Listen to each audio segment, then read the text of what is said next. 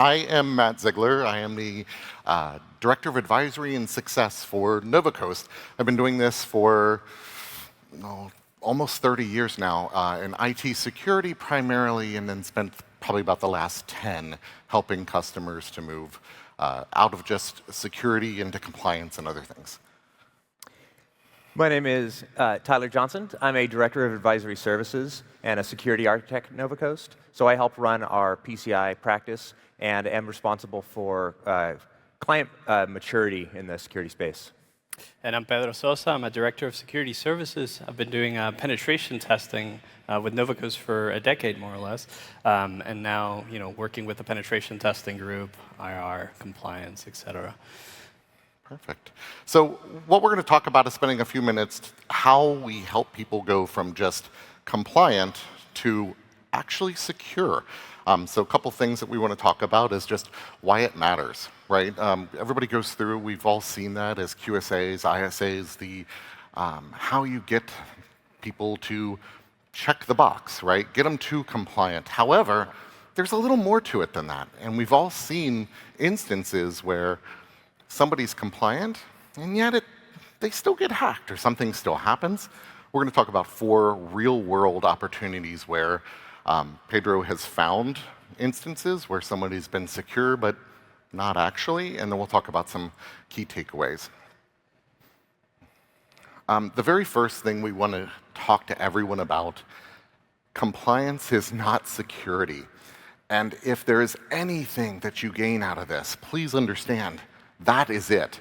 Just because you are compliant does not mean you've covered all of your bases. It is a baseline. It is a starting point for what you want to do. Attackers themselves, Pedro, as a pen tester, he doesn't care. He doesn't care if it says you're compliant. He doesn't care what last year's assessment stated you were.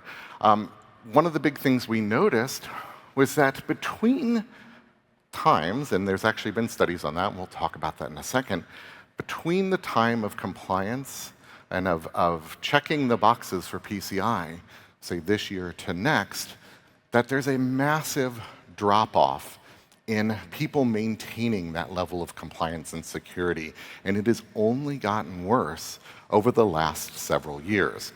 The first was that in 2019, only 27.9% of people maintained their security throughout the year. So that tells you that there's this massive drift. Unfortunately, that has only gotten worse. In 2023, the same study found that only 14%, so a little more than 1 in 8 organizations maintained their compliance throughout the course of the year, which is a little scary, right? Like when you start looking at it, you think that you're secure, you go, yeah, we're compliant, it's great. And then in 2025, this last year, Verizon released that there was only 54% of perimeter devices and vulnerabilities had been remediated in the last year. So almost half of all perimeter devices were still sitting in a space where they were not secure a solid year after vulnerabilities were discovered. Yeah, Matt, I think it's really common to see in some of these assessments that a lot of organizations they really look at it as a, how do I check the box for this next year?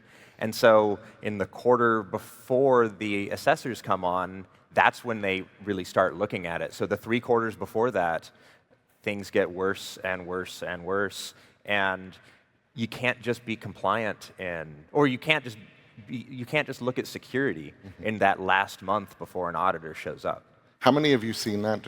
We can only kind of see you guys a little bit, but that you've come in and you've seen, okay, you check their ASV scan, and you see quarter 1, you see a vulnerability, and then in quarter 2, you see basically the same vulnerability, but on a different device this time, and on quarter 3, and they go, well, we patched it on that device, but they didn't put something in place to actually remediate long term. They're still doing it kind of ad hoc. And I think that's where a lot of this comes out, is that people will replace a firewall, they'll replace a server, they will update their web server, but then, replace it, but not really run it through all of the paces again. And that's a big thing that we've seen as assessors and as security professionals who come in and do more than simply we're not just doing the assessments, so it's important to note. So here's that data. As you can see, it gets a little ugly, and it's gotten worse. There was a slight peak a few years ago. I attribute that actually as just people doing more because it seemed like during 2020 we actually, we were all at home. We had nothing else to do, so we would actually patch systems a little more. That's what I attribute that spike to, but it has simply gotten worse since that time. And it continues to be this way. As I've noted in the last year, going forward, I've noticed a lot of issues with this. And this is with, by the way, PCI 3.2.1. It is not with 4.0. So it shows you, and we know that the requirements have become more stringent over the last few years. So some things to note. 16% were from stolen or compromised credentials. 16% of breaches. These are the 3 biggest areas of breaches, right? So when you look at that, and we'll talk a little bit about that in a second, but that is $4.81 million per breach on average. So if 16% of all breaches are reached that way, that gets a little ugly. Phishing attacks is 15%. And we all know users are generally our most vulnerable group of people. And then just cloud misconfiguration accounts for another 12%. So between these 3 simple vectors, 43% of all breaches are found from this simple location. And so for some perspective on this, right, we talk about the fact when we talk to our customers that compliance has levels in it, and there's the effectiveness of it, there's the adequacy, and there's the completeness. So compliance is, yeah, you meet the rules as they're written on the piece of paper. You patch, you do this, you do that. It's fine. You train your staff. You give them annual training for recognizing phishing, recognizing threats.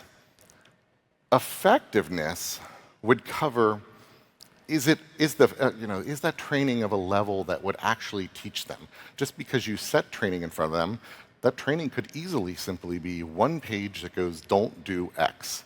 Yeah. They sign the paper, right? And we've seen those, and that's really terrifying. Compliance doesn't mean that you're competent. Right. It doesn't mean it's great. And as assessors, we often look at, we look at the list of people who have taken the test, and we all go, well, wait a second, why is Joe over here not taking it? Well, a lot of times that is the surface. That's compliant. Effective is, does it teach them what they need to actually know? Is it adequate? Does it reach a big enough audience? Are you giving it enough? And completeness is, does it really cover all of the aspects of it? So you may talk about phishing and tell them what it is, but if you're not really telling them how to report it, right? Telling them how to reach out and go, hey, I see this phishing, here's what you do next. It's not really complete, despite the fact that you're doing it. And Pedro doesn't care. Pedro doesn't care as an attacker whether you're compliant. Yeah, so thank you, Matt. So like Matt's mentioning, we're more focused about what is actually happening in the environment as opposed to the policies and the procedures. We're more seeing, where rubber meets the road kind of thing. So I want to talk to you a couple of different things that we've seen in a lot of different PCI environments when we're doing these pen tests. That keep popping up, and I think they're pretty ubiquitous in that sense. So the first one is IPv6 DNS spoofing. So for example, if most of you are using some type of Windows device, I can almost guarantee that to some extent you're vulnerable to this. Most Windows devices will prefer IPv6 DNS over IPv4. And so if you, as an attacker, come in and say, hey, I'm a DNS server and I'm running an IPv6, then all Windows hosts will start talking to you automatically. And then from there, you can kind of perform man-in-the-middle attacks. So you can kind of steal, for example, here we're seeing stealing some net NTLM hashes, or in some cases performing pass-the-hash attacks. So you can go from an attacker inside of the network that has no credentials to suddenly, we now have credentials. Sometimes these might be low-level credentials, and we'll talk about elevating those in a bit. But other times it's just service accounts or high privileged accounts, and then suddenly you go from like 0 to 100 really quick. So you get, domain admin, or you get access to sensitive shares that contain PCI cardholder data. So just a quick show of hands, who actually uses IPv6 in their environment? I'm going to guess I don't think I've seen any hands go up. So, however, it's probably still turned on your devices. Many of them, it's often because your IT team goes, yeah, we're going to get there. But they never actually turn it off in the configuration management. Yeah, and there's those GPO rules that you can set up, and it'll eliminate this risk substantially. There's different ways to go about this, essentially. But yeah, another one that we see quite a lot. I don't know how much of a hidden risk it is, because I feel like everybody is well aware of issues relating to password reuse and whatnot. But obviously, all of you have your organizational accounts. Some people might end up using it for external services, so something like Dropbox, Adobe, Evite. Sometimes it's more related to business, sometimes it's less related to business. And when you're performing a penetration test, one of the first things that you do is do an open source intelligence gathering, looking for these credential leaks, and then you're just simply plugging them in, and most often it gives you access. In a lot of cases, it will give you access with that account or with that same password, or in some cases, it at least gives you what you should be looking for. So if you use like Red Lion 123, maybe the account has been changed slightly since the last time it was breached, and it's Blue Lion 456 or something like that. So it really helps guide the testers in terms of like the types of passwords that we want to test. Yeah. So then that hits even with the compliant policy, right? Where their policy is absolutely compliant. However, because if you're doing a targeted assessment, that's still going to hit. Yeah, exactly. We still find this. Most policies, internal or compliance, they're not looking at they're looking at the organization as a whole. They're saying, don't reuse this password that you used here last year. But that's not stopping someone from reusing a password that they used for Instagram last year, or for a random forum, or for a lot of these sites that do not have the same level of security or rigor that your organization has. These get breached. Pedro's team is just, you can just find it. It's readily available. And sometimes it's tricky too, because like you can tell people, okay, don't use it for Instagram or stuff like that. It's clearly not related to business. But sometimes it's like, well, maybe they get something from a a supplier or from like some other outside source where it's like, hey, I have this file hosted on box.com. So you're forced to create an account, and so it's still business related, but it's like outside of the of what you're controlling essentially. So I want to talk a little bit about ADCS misconfigurations, and admittedly, this is a bit of a can of worms, so happy to talk at the booth a little bit more. ADCS, like Active Directory Certificate Services, it's essentially a family of like 15 or so different types of attacks. But what they allow you to do, in these past two examples, we went from having no credentials to having some level of credentials. With ADCS attacks, you can elevate low-level, you can use low-level credentials to coerce authentication into high-level services or high-level credentials, and suddenly get domain admin and things of that nature.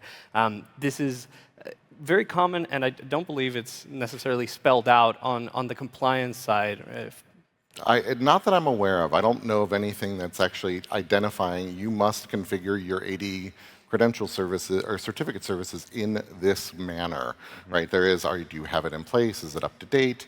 That type of thing. But there's not an actual compliance piece that goes, you must configure X, Y, and Z that would prevent one of the 11, 12 different 15 or so, known attacks. And not a lot of scanners or anything like that catches that type of misconfiguration. So it's something that you sort of got to see in the wild. Yeah, there's a lot of risks that you can have in your organization that you will still be fully compliant, and it's still a risk that's going to let an attacker in. This is it. Yeah. And the last but not least, and this is very interesting, because I know that one of the first things that a lot of people will talk about when they talk about PCI is this idea of reducing scope. So obviously segmentation is super important, but we've come to find like very interesting edge cases where segmentation gets broken. And one of the most interesting we saw was this organization had a device on the CDE that was connected via LAN to the CDE and everything. But that device also had wireless capabilities. And at some point, probably to do some debugging or something, somebody had hooked that up to the guest Wi-Fi, not even the internal Wi-Fi. So suddenly you had this point, this funnel between the guest network all the way to the CDE on this device. And it was, for this particular test case, we also had that device had some vulnerability, so we were able to leverage that and jump from one to the other. But much like how this is showing up, there are a lot of other, like random edge cases that are very hard to like find without, kind of like taking a deeper look into your system. And so that's interesting on this one. This is not one that maybe an automated tool would necessarily find. It really took you guys poking and prodding for quite a while to even find that this device had connected to the guest Wi-Fi. Let's be honest, most of the time when we're doing the assessments and they go, Wi-Fi is out of scope because there is no Wi-Fi connected to the CDE, we kind of leave it. Often, as an assessor, you go, all right, there's no Wi-Fi. Show me that there's no Wi-Fi connected, and you look and you go, cool, all these devices, I can see the network devices. There's no wireless access point on the network, and we go, no wireless on the CDE, and then this shows up. Yeah, and admittedly, this is one that is part of your compliance, right? There are multiple controls around not having outside. I mean, this is scoping your environment initially. This should bring things in. The reason, though, is that this is hard to detect. So a lot of times when you're setting it up, when you're building out your network diagrams, you're going to see this as, no, that functionality is all disabled. This is only living in the CDE. It should never connect to anything outside of it. But actually verifying that is a lot trickier. And it's something that our pen test team finds, but it requires work that level of rigor isn't necessarily required, even if the control itself is supposed to be in place. Right. Even with a configuration management system that's looking for drift, looking for other things, it might be lumped in with, well, these devices are all the same, therefore you could sample as a QSA. We could all go and say, all right, you have 5,000 devices in this environment. I'm obviously not looking at 5,000 individual devices. I'm going to take a sample because they're all the same, not realizing that one device happened, somebody did something to it at one point and it wasn't caught. Again, as you said, in a compliance perspective, this should have been caught in an audit log somewhere. Somebody turned on wireless. Obviously, if it was in the audit log, somebody didn't alert on it properly. Cool. And I'll pass it over to Tyler for some lessons learned. Yeah, so, I mean, really the wrap up here is that, compliance is a snapshot. It's not enough to say, yes, we've checked these boxes if you really do care about keeping your environment secure. If you're trying to say, I don't want to get fined by my bank because of PCI, yeah, you need to go through that. But if you're worried about attackers getting in, if you're worried about data loss, if you're worried about breaches, compliance is a snapshot in time. Security is a continuous process throughout the year. We need to make sure that when configurations drift, we catch it.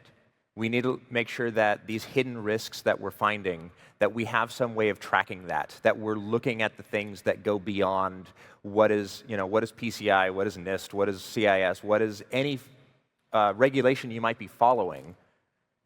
We need to look and say, well, in our actual environment, and when we talk to experts like Pedro who come in and they find these holes, how are we making sure that doesn't happen again? And how do we make sure this isn't just a once-a-year thing? Because configurations or misconfigurations happen, and credential reuse happens, and attackers are going to abuse that. They don't care that you technically were compliant. So people and processes matter just as much as the checkbox on your control. And one more. There we go. So the practical takeaways here. Treat it as a starting point. PCI is your starting point. It's your bare minimum. We all know there's a lot more to be done with it. Validate all of those controls in depth. Just because, as a QSA, I know that's not possible, but if you're an ISA and you're running your systems internally, have those regular conversations with your firewall guy.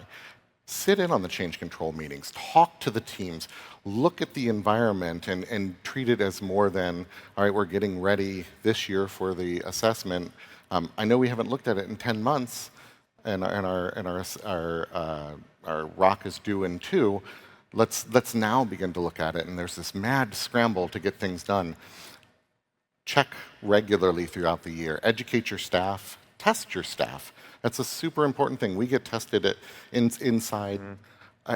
I would say I get a random test from my CTO once every 2 weeks at least of something happening in the industry, and they want to know, are we aware of it, are we prepared for it, and are we looking at it? So always include that, both the technical staff and your non-technical, right? Teach the folks that, that once a year, here's your phishing test, or your phishing training is not enough. You have to regularly keep it in their brain, keep it in their mind, run those things once a month, give a prize even. I have one customer that gives a prize for theirs. So that's the big thing. We want to thank you all for your time today.